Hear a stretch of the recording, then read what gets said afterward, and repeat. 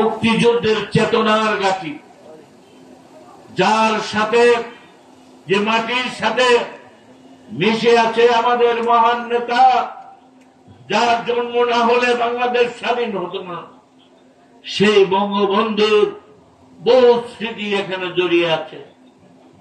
সেই বঙ্গবন্ধুর স্মৃতি বিজড়িত এই মাদারীপুর তারা কিন্তু ইচ্ছা করেই বেছে নিয়েছে।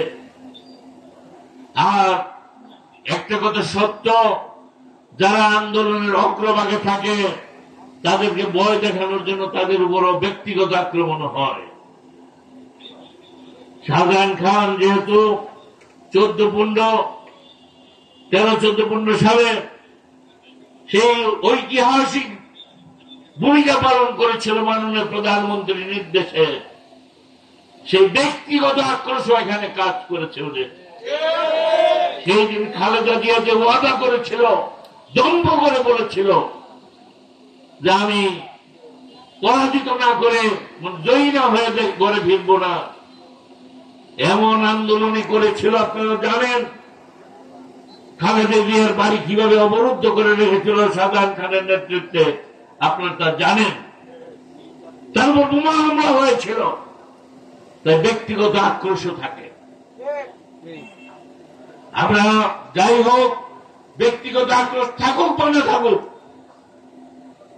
কেউ ওদের কাছে নিরাপদ না। আমি যদি মনে করি যে আমি বোধহয় সেভ হয়ে যাব, কখনো না। ওই পরাজিত শক্তি যদি সুযোগ পায় আমাদেরকে সমূলে ধ্বংস করে দিবে।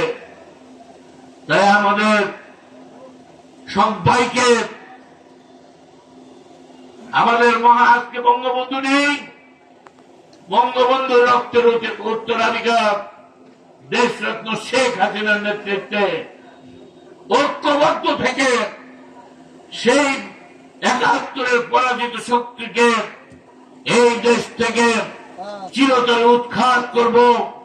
এই হোক আজকের সবার প্রত্যয়, এই হোক অঙ্গীকার, এই হোক আমাদের শপথ।